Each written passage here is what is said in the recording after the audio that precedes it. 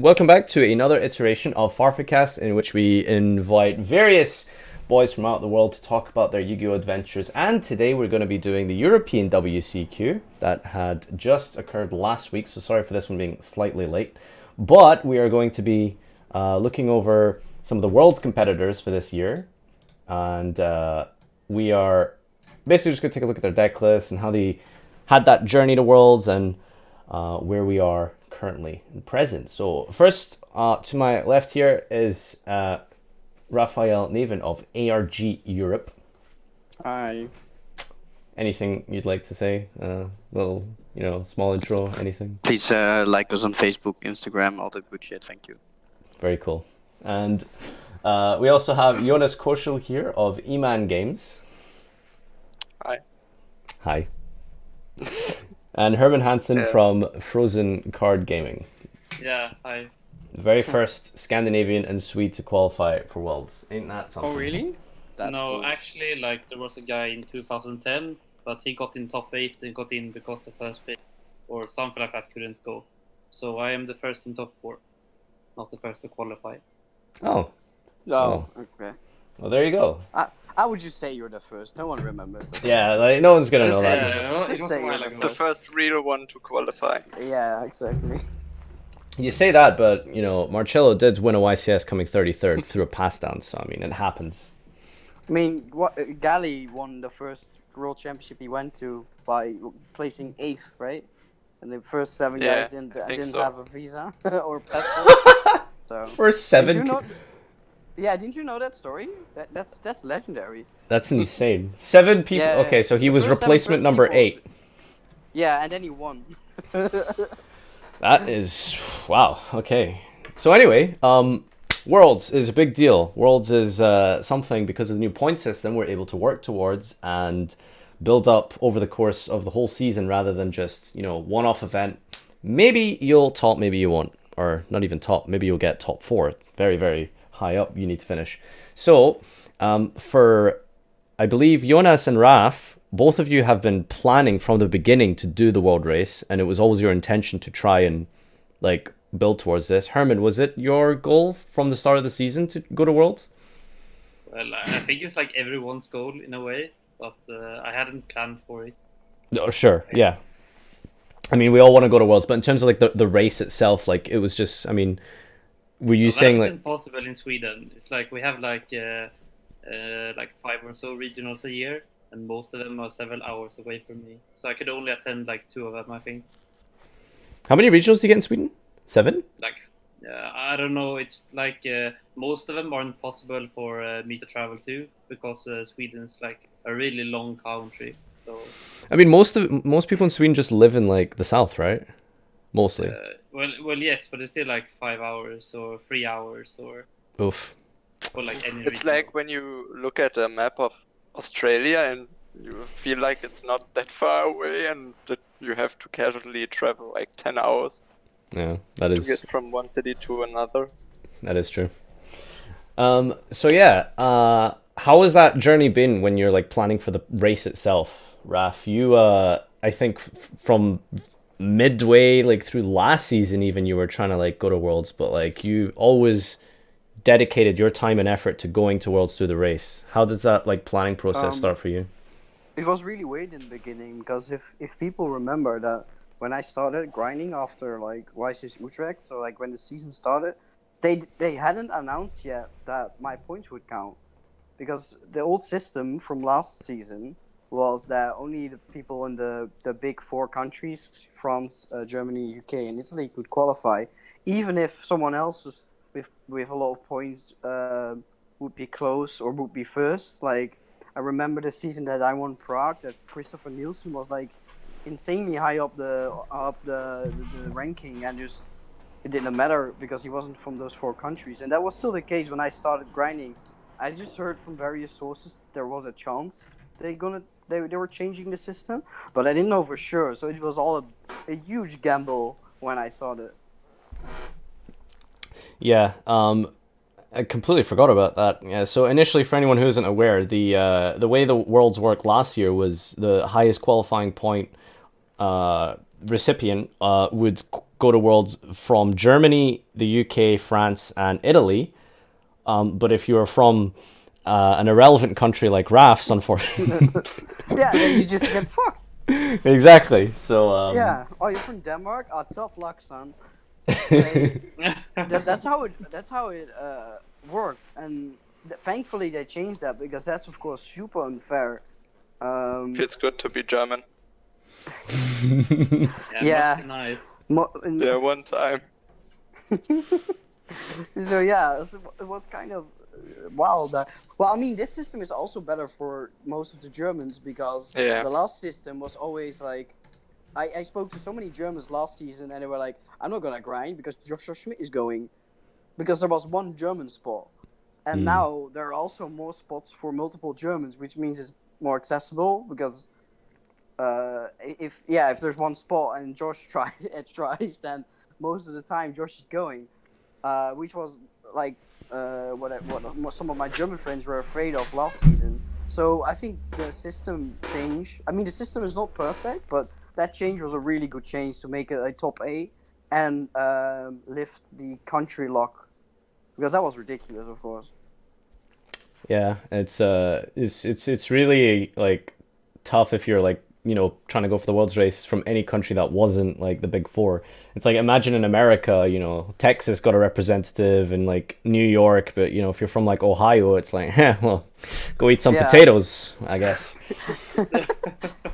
Yeah, so thankfully they changed that.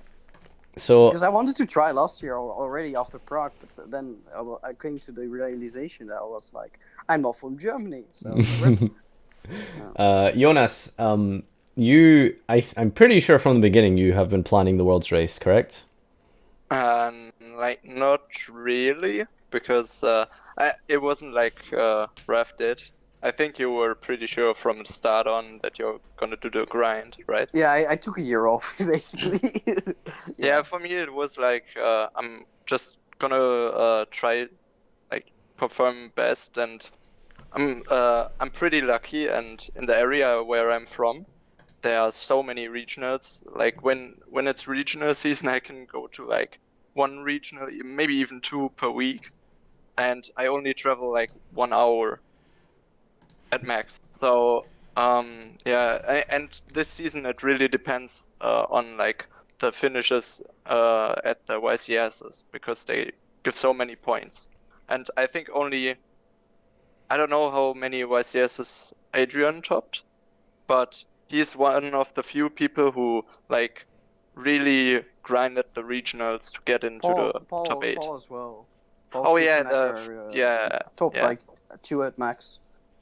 So yeah. But I think he topped Utrecht and Düsseldorf, and Yeah. these are like the big ones. That's So, true. You had yeah. to top those. Yeah. When sorry, go on. Yeah. But like after like first regionals and Utrecht, I was like, yeah, I'm gonna try for to get into the top 8. Yeah, so that was my next question. Is like roughly like which point did you realize, hey, I've been doing really well. I'm in with a shot, like, you know, and then from that point on, you say, Utrecht, was it that you decided? Yeah, I think so, but I don't know when exactly they announced the top 8 thing. Ruff might know it. I don't know. I don't remember, but it was well into the season, because I already. Yeah. I think I already had like 60 points or something when they finally announced that it counted. It So might be London. It wasn't at start. Yeah, maybe. Yeah, I think. I think it was London.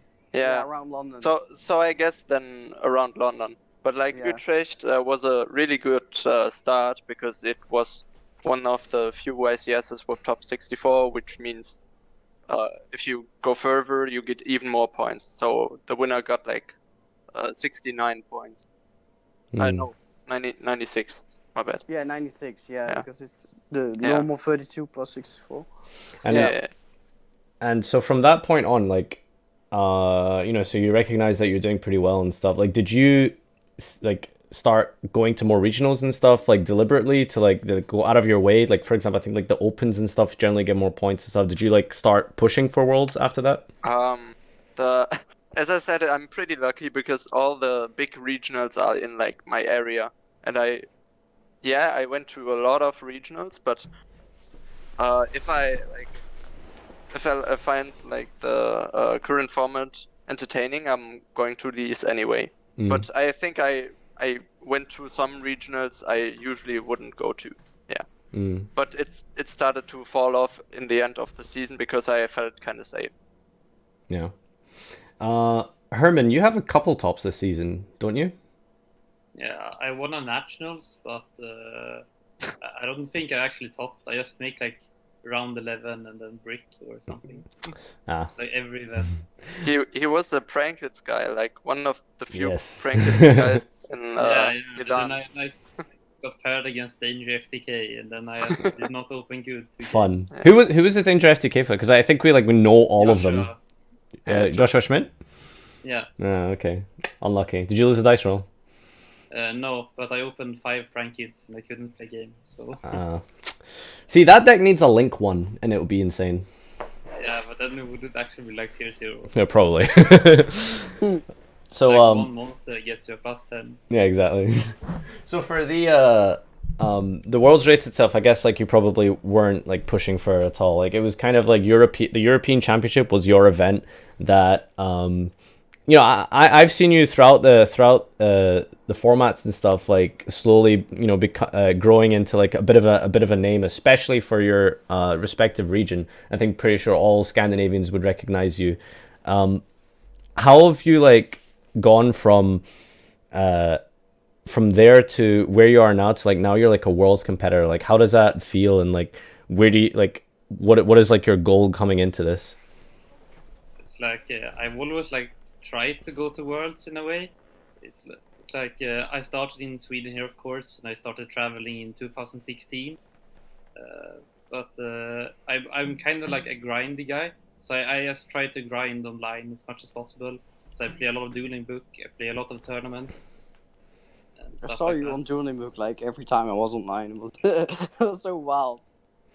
Yeah, but I often like AFK, so it's not like I'm playing matches all the time. No, I like that it shows that if you play a lot on Dueling Book and just put a lot of like hours in, that you get rewarded. So I was pretty happy when I found out that what your account was, and then you did well at Euros. I was like, that's really good for the game if like it shows that the time you put in gets rewarded, because in some formats it just doesn't.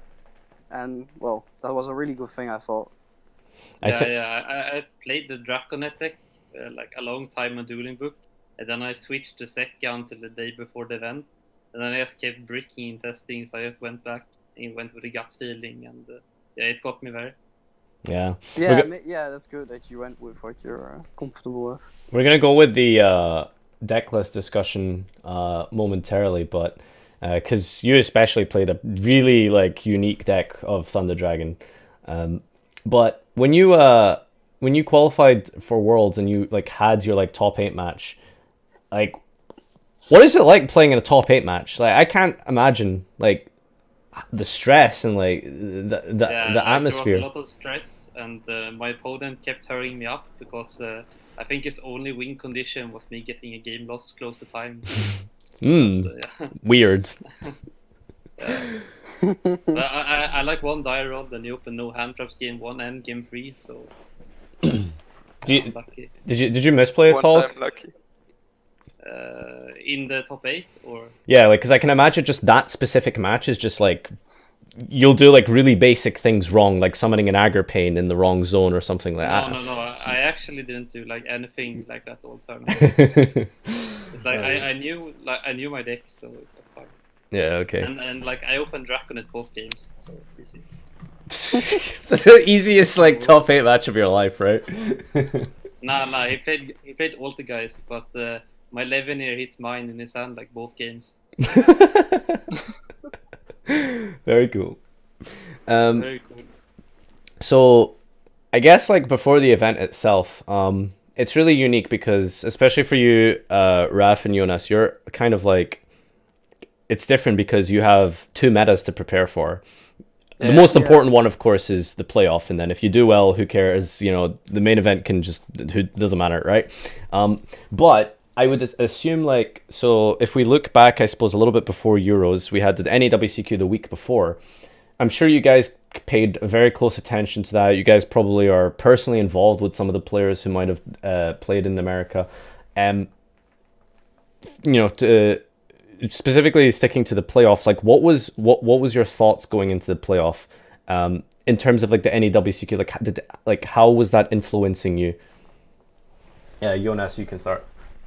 Yeah, I think especially Jesse did something really cool because when you're going into the playoffs, in America there's 16 players, but in Europe there's only 8, and you can almost say like before the event starts what players playing which deck, and I think we even know that we are playing like the top 4 was seeded, like the first 4 guys, and then the other guys, the place 5 to place 8, they randomly get paired to one of the 4. So going into the event, I knew I wasn't going against Joshua, and I wasn't going against Sebastian Ma, the Did you French play test guy. with Joshua? I'm curious because it's very Yeah, we did. it's very strange. Like it's like such a closed event, 8 players. So in a way, Yeah. he is your competitor, but at the same time, he's obviously your teammate. So how does that dynamic work? I mean, we decided to try out decks together and like prepare together. In the end, he played something else than me, and I didn't like. Unfortunately I got sick before the event, so the last few days I couldn't really try to test, and he figured to play something else then. But in general, we prepared together, and then like a week before the event, or maybe even 2, we knew we are not playing the first round. So if we win the first round, one is going to Worlds anyway. So yeah. Like so in the difference between the playoff and the main event, like how do you think that differs when you're building a deck? I think in the main event it's way more important to do well over like the course of more rounds. And you have to like your deck has to be way more consistent than in the playoff, because in the playoff you have to do well in like 2 rounds, and you can even get like lucky or and that's why I tried to go for the more explosive deck and not like the consistent Salamangreat deck, and I wanted to switch to something else because I was playing Salamangreat all the time before, and yeah, maybe switch to a deck the others weren't expecting, because there were like 3 players. I was expecting to bring Sky Striker, so you could kind of prepare for Sky Striker on the one side, and on the other side like Thunder Dragon, because there were like Dinkabui, he's playing combo almost every time. Jake and Raphael are playing combo-ish. Like that was my gut feeling. I thought you were on Orcus or Thunder Dragon, but when you look at the WCQ, Thunder Dragon was doing really well, so I thought like, yeah, they might go for that. Raf, how did the WCQ influence your deck building? So like Jonas said, I had the same like before I knew it was seeded, I thought like there were 3 strikers, 3 combo, and then like 3 thunder, and then I didn't know what Jake played, but it was probably combo. So before it was seeded, it was very simple. Like it's a 50-50 basically if you face a combo or a striker. Okay, a little bit more combo, but so striker became a very good option. But then it was seeded, and it meant that I would play against Dinka, Jonas, Schmidt, or Sebastian. So 1 striker and 3 combo. So that put me in a really weird spot, because first, it was really good for me to play like Thunder, because I was really confident with it, and I had 3 of my opponents of the 7 could play striker. But now 3 of the 4 opponents I could face would play probably combo. And a combo mirror is really unsafe, because the first match, of course, is single elimination. So that's why I switched back to testing other stuff, like striker, for example. But I didn't like the mirror, because if I would play against Sebastian, which is still a 1 in 4, I don't know if I could win the mirror consistently against Yeah. him. So I tried Orcus a lot because it's like a bit of a middle ground. It's fine against striker and it can play hand trap, so it's better against combo. But last minute on like the Thursday, Friday, I was going back to Thunder just because it's the most powerful, and I figured like all of the players are so good in the top 8 that you also need some unfair advantage, and I figured Thunder would just really be that in the sense of like the deck is the most unfair if it goes your way. Um, the safest thing would probably be in August, and I was really close about that to play that as well. But yeah, in the end, I was like, if you get it's just a tiny bit lucky with a die roll, you win your entire match most of the time with Thunder. Um, and that was such a big advantage that I didn't want to pass it on. But yeah, the NAWCQ made it very weird for me. And even weirder was that it suddenly was seeded. It's interesting that you had to like plan your events based on like because obviously so you have an idea of who you're playing round 1, and then you need to also look further than that. Okay, so who are my potential matches for round 2? That's really Yeah, interesting. but like round 1 is the most important. If you win that, you get like 2 shots. Exactly. The round 1 was the only thing I was really scared of. Yeah. Because the round 1 was single elimination and then became double elimination, which is also a really weird system. Like I think it should be the other way around, but that's just what I think.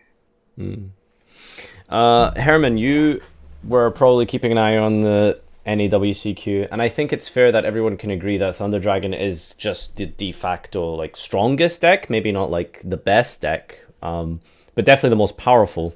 So, how did you arrive at the conclusion to play Thunder for the main event at Euros rather than something else like Prank Kids, like you've done before?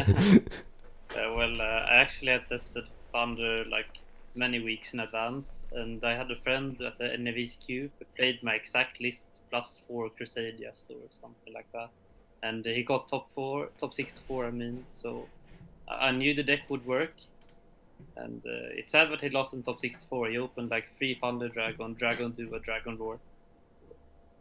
But yeah, the deck. I knew the deck was gonna work. So. What I think the as far as I could tell, like, you know, it's so strange, you know, just when you think the format's been solved, like, you know, I see Jesse play his like Thunder Dragon deck and he like put in the Crusadias. It was just like, wow, okay, well, somehow there's still innovation. And then it's like, okay, well, what more can you do on top of that?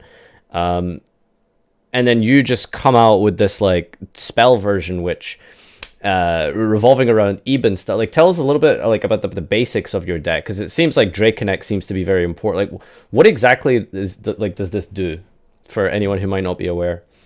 Yeah, so just normal summoning Dragonet is full combo.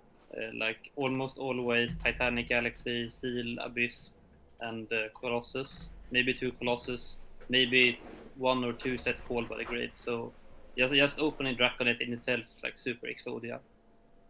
And besides that, I just tried to make my deck work with Dragonet. So that's why I played Allure, Gold Sark 1-for-1, because all of them kind of work as extenders. Like you Allure, you banish Roar or Dark. That gets you another Dark, and then you summon Danger. Then you can make stuff like Couriers or Saryuya, or summon a baby Chaos monster. You can make the full Guardian combo for that. So yeah, I just tried to extend on Dragonet because I knew Dragonet was broken. Was there any like other? What was like the second closest choice you came to playing for this event, if not Thunder Dragon? I guess it would just be like the Seka version. Yeah, the second version of Thunder Dragon, right? Like all the Crusadias. What about for you guys? What was like the second best option you were going to get? I think Raph, you kind of touched on Orcust. I tested everything, but Orcust for the playoff seemed like my second choice. I was testing a lot with Nishad and Asala, and like Boden thought it was good as well. So I got influenced a lot by them as well. For the main event, though, if I cared about the main event, of course I cared, but I was just so mentally destroyed after the playoff. I was so tired, so I was just like, I'm just playing the same deck. I want to sleep.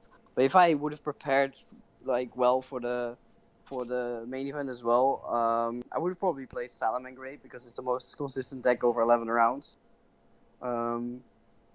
yeah, so it's like it's very different preparation for those two tournaments. Jonas? For me, it was like I tried to make Altergast for the playoff work, but I think I played like 100 matches of Dueling Book with Altergast in total. Because on the one side you can beat the combo decks with Mystic Mine and Metaverse and Traps, and try to use Secret Village against the Skystrike opponents. But in the end I decided against it because it has some issues, and especially because like Adrian was playing Pancratops all the time, and that's insane against Altergeist. And for the main event, I think I would have played Salamangreat. Yeah, because it's one of the most consistent decks, and you can like do well over the course of 12 rounds or 11. Okay. The interesting thing that I noticed between the differences of your deck is you're all playing the prize card except Herman. And I know you definitely have access to one because you're the national champion of Sweden. So how come you didn't go for the prize card? I sold it. That's like Because it seems really good in your build because you don't play. yeah, Sekar. it would have been like pretty good, but at the same time, I don't think like any hand really needs it. Like most hands has full combo anyway. I mean, if you get it for the playoffs, you might as well play it. Yeah.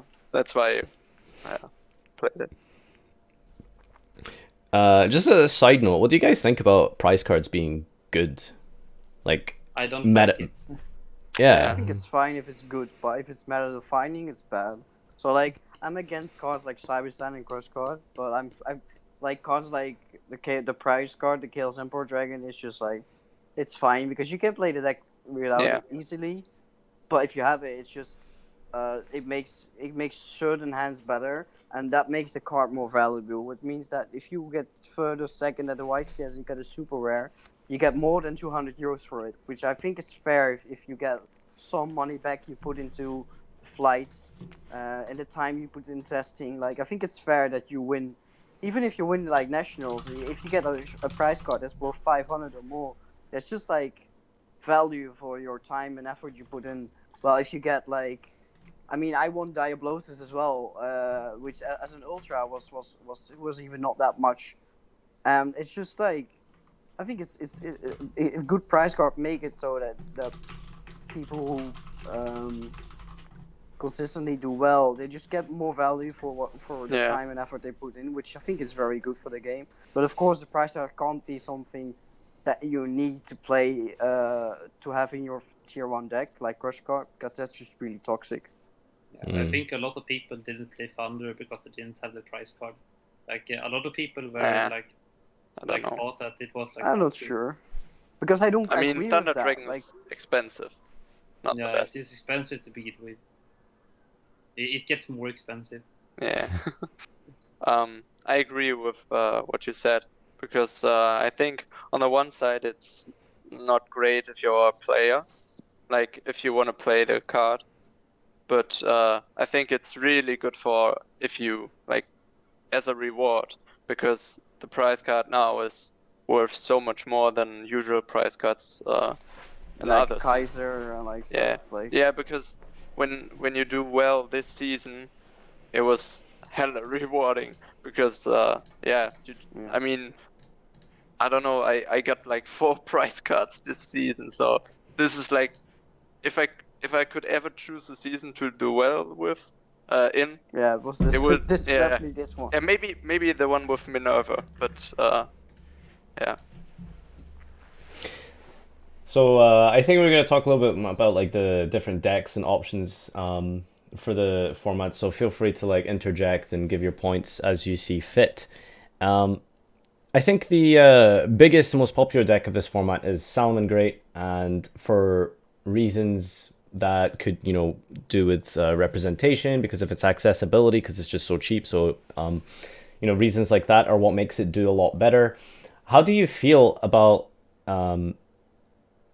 Salamangreat just having such an insane turnover. Well, I wouldn't say the turnover is that great, but generally for most parts for like almost the whole season, it's been the most represented in Top Cut, almost every time.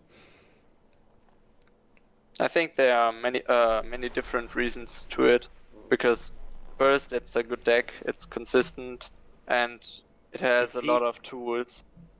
Yeah, and that's the second big reason, because there's so many players playing the deck, and if like I don't know the exact numbers, but like it's by far the most played deck at every event since its release, I believe.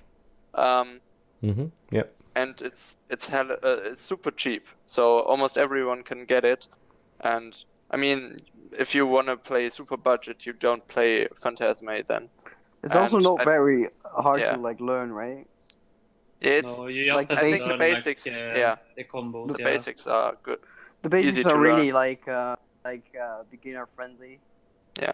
Like if any of my friends that have been out of the game would ask me, I want to go to a YCS, what deck do I pick up right now if I have 2 weeks to learn? It would definitely be Salamangreat, because that's the deck that's the easiest to master.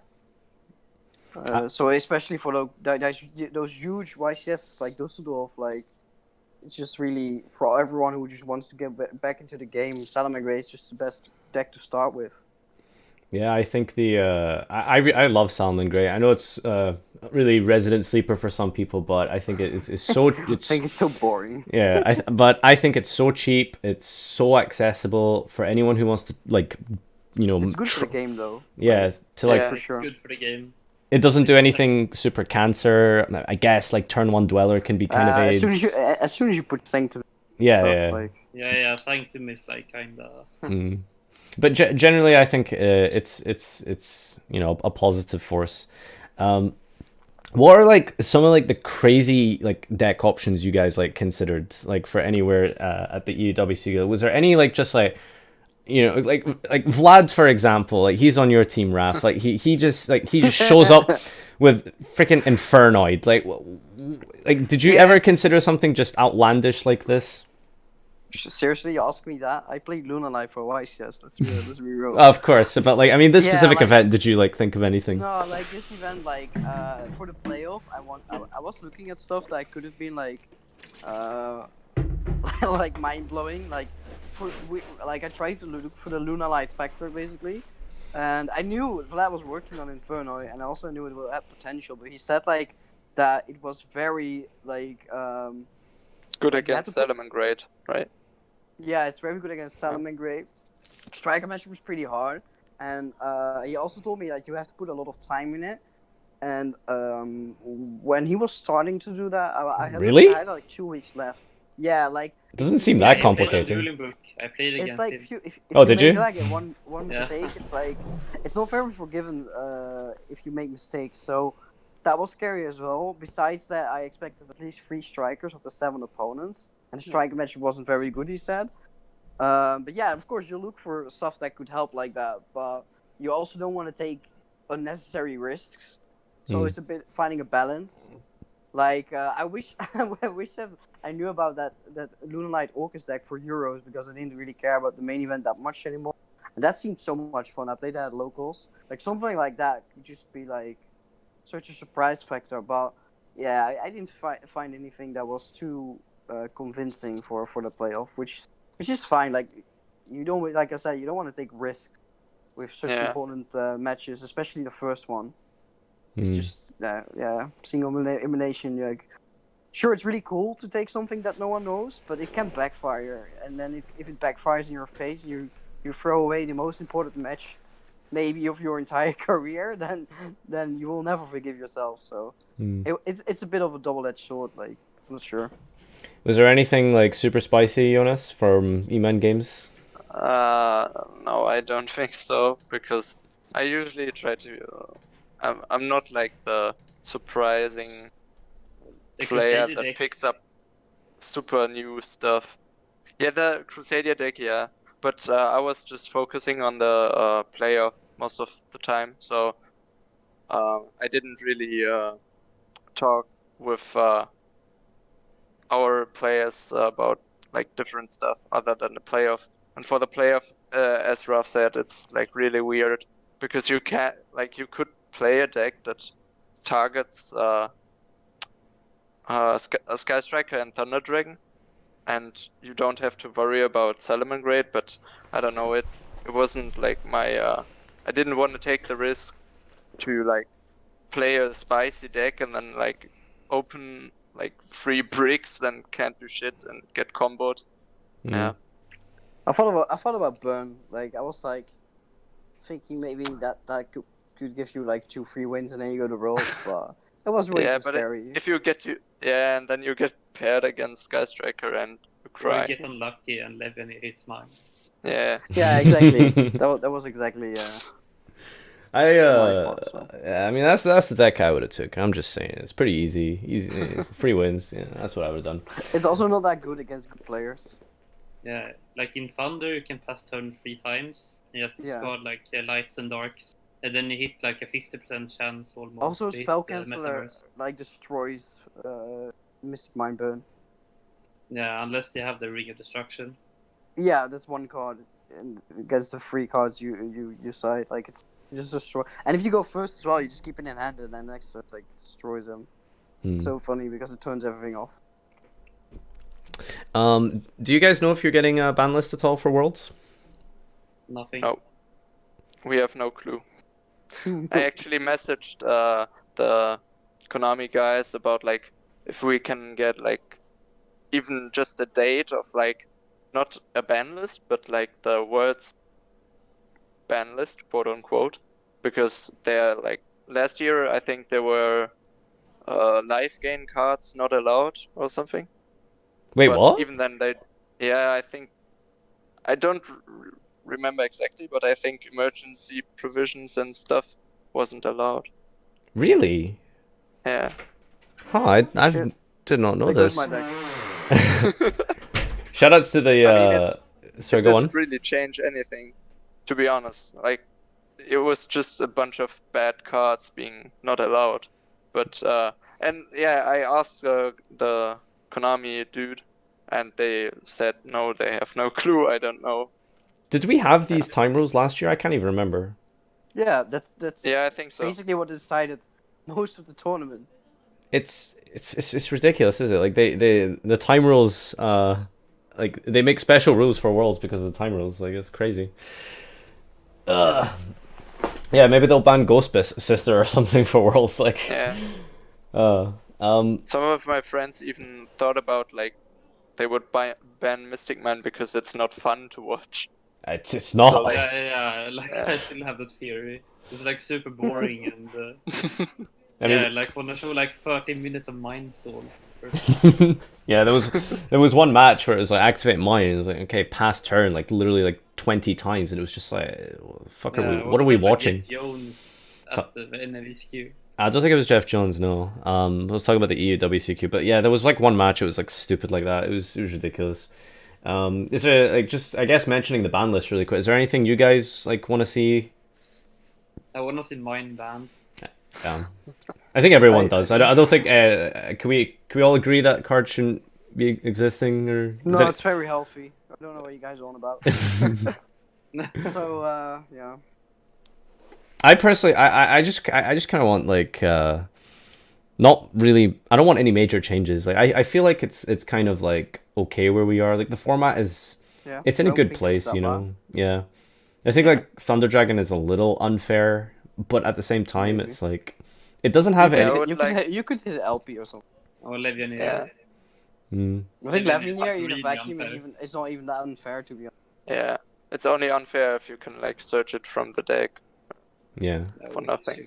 Yeah, like I think LP is the second deck. Like even Iger Pain, But- like it's good. but Yeah, it's not, LP like- gets your stuff going. Like, Yep. if you resolve LP, you can resolve every other guard ring as well. But I think if you hit, like, LP, you have to hit something else as well. I'd like to see, like, all the decks just hit a little bit. Like, the like Orcus OTG, stuff. like Limit Gazelle, Yeah. Yeah. Limit Multiroll. I mean, there's nothing really coming up in the future. See, There's that's someone in there's the in the chat saying like, yeah, ripping a card is very much fair, but like, let's be reasonable. Like this card can only rip one card in one turn, can't attack, have to That's bench not, 3 cards. not You even a don't broken like effect. yeah. We don't act like it's fucking wind up hunter or something. It's not Gumlet Dragon or something. Yeah, it's not Gumblar. Like Yeah. most of the cards in the format are fine. They look strong because you're not like. Yeah, I think But you have Livian to is. think like, what are we used to? Like two formats ago, we had Firewall, Gumblar, Sorceress. Like all these cards are very fair. Like, We're getting yeah. spoiled. Yeah, exactly. Like, be happy. Like we have strong cards. But Yeah. most of them are not unfair at all. I don't even hate the hand effect. You know what I hate about Livianir? I don't know if it's just me, but I hate that it can be chain blocked. Like I fucking hate that. Like That's nice. Card. yeah, I love that. Chainlink 1 Livianir, Chainlink 2 Dark. Yeah, I guess I'm gonna Ash Dark, lol. Yeah, you know. I think Livian is only really good if you banish like Thunder Dragons for it. I mean, Yeah. it's Or solid, of chips. course, but I think it's only really broken if you banish something that has effect. So, just for anyone in the chat who would like to throw out any Q&A, we will take some questions now. So feel free to go ahead and post your questions in the chat. I'll have a read through. While you guys are doing that in the chat, what do you guys think are your options for Worlds? What are the decks that are on your radars? Obviously, you guys, are all keep competing, and you want to keep that to yourself, whatever. But Sorry, you can't tell anything. Jonas is listening. He can't hear my secret Subterror deck. I'm sorry. as a general overview, what do you think are the relevant options that you can expect there? Luna Knight. No, I think Subterror, Striker, Salad, some form of Crusadia deck. Any control deck. Yeah, any like control deck that is Like even needed. rogue decks can do well because Yeah. everything is weakened. And People are gonna play I thi- Trickstar, like for sure. Yeah, I think every deck can do well, except like Orcus because Mermaid is banned in the OCG. But other than that, I think pretty much everything is playable. Just wanna. Yeah, you're done. Just play Prankid. Easy. I just Open want. link, go to Prankid. I just want to remind everyone watching, this is a direct That's quote fake. here from No, Raph. it's fake. This is not Photoshop. This is Yeah, it's definitely Photoshop. That's sad like Thunder or something. a promise. Is a promise. I'll be real. Um, It's fake. so one interesting dynamic that I was thinking of recently, I don't know like what your opinions are on this. It was very obvious at, I feel like, the WCQ especially, but I think like everyone coming into that, especially Americans, they seem to just like always gravitate towards combo more. So they sorry, I lost my train of my words there. Thunder Dragon is generally like the most powerful deck, and you would expect like, okay, well this is the best deck, so I'm just gonna like play this because it's so like insane. But then people gravitate towards playing the counter of the best deck. Oh yeah, like last year, this happened with Goki, right? Yeah, Yeah, so and then The absolute Trickster best won. deck. And then we go, Trickstar won, and there were 20 other guys in the tournament. right, exactly. But Goki was the best deck. So in a situation Yeah. like this, going into Worlds, where I don't know, let's say there's like a best combo deck or something, and then people start playing like anti-meta decks of that, like, what do you do in that situation? Like, do you try and double bluff and just play like a combo deck that like deals with like the back row, or like what like? It's really strange, like, because because I feel like it's kind of like expected now that people will just play the counter of the perceived best deck. I think right now it's different Yeah, because there's no clear best deck. Because everything like there is no Goki. if you say a deck, I can give you a reason why it's worse than in our format right now. Because Well, tell me why Burning Abyss is bad, Jonas.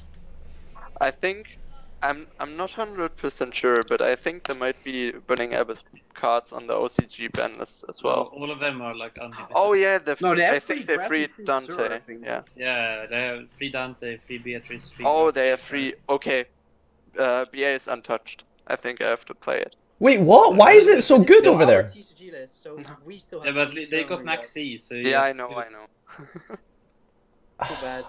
But they have. Otherwise, would have been sick. Yo, You have what? Baba as well? Oh my god. I did not realize it was like 4 power. That's crazy. Yeah, and Yoshi is crazy. And still doesn't do anything. Yeah, Yeah, I mean Maxi. Maxi. Yeah. If you Get get Maxi, you get don't Maxi. BA effect. Instant scoop phase. What are your favorite decks to play, either in this format or past formats, Raph? Yeah, I'm always like the boring guy that always plays what's just the best deck. I don't really have a favorite deck. I like I like Spiral and Lunalite for obvious reasons. Oh no, wait, I do. I love Paleozoic, the 60 card Paleozoic. Oh yeah. I love that deck so much. That was one of my favorite decks of all time. Like Backjack's the boy. Like, it's just that was yeah. That's definitely my favorite. Jonas? Yeah, I think Paleo is on the list as well, but like from playing the deck, I think it's like some sort of metal foe with Kirin, because that card is broken. And I love Black Wings as well, but like, What? I started playing. Yeah, I How started. long have you been playing with them. for? I started playing when I was a kid, Okay, and Black right. Wings and 5Ds was like the show to watch. All right. And yeah, You're a and when Crow I fan? picked up, Huh? yeah, I am. Yeah, and when I picked up Yu-Gi-Oh later, like I don't know, 4 years ago, 5 years, I started with my Blackwing deck as well, and I got raped by heroes and Darklaw. Darklaw. Yeah, no Kalut for you. So Yeah, holy shit, that's exactly how I lost the first round at my ever locals.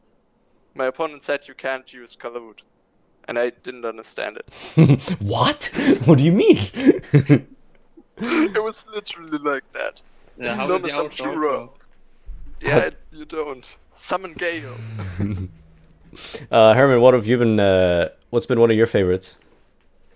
Like I kind of want to like answer something nostalgic, so like Ritual Beast, or I actually like playing Heroes Yes, I a lot. love Because I Ritual played Beast. Heroes back in 2015. Which heroes? Oh, like Darklaw heroes? Like, Yeah, with Star Scepters. I played Oh. that a lot actually. Wait, it's so boring.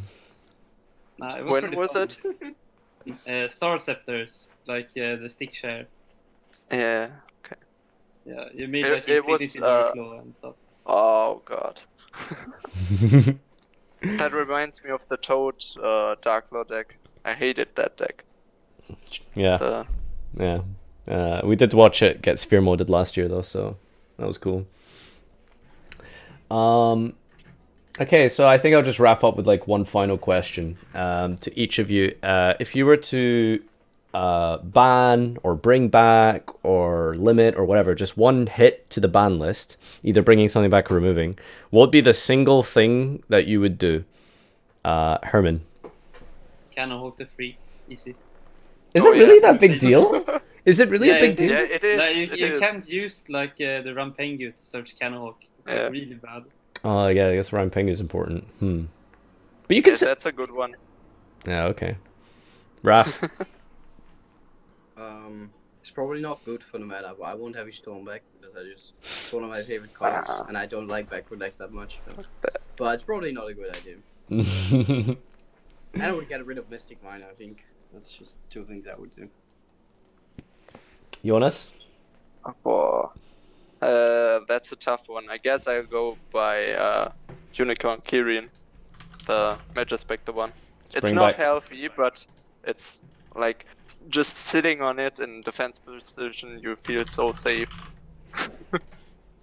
Yeah, I miss Kieran. That was like one of my first like decks that I felt I really started improving at the game with was Joshua Schmidt like pendulum deck from Euros how many years ago. That was really fun.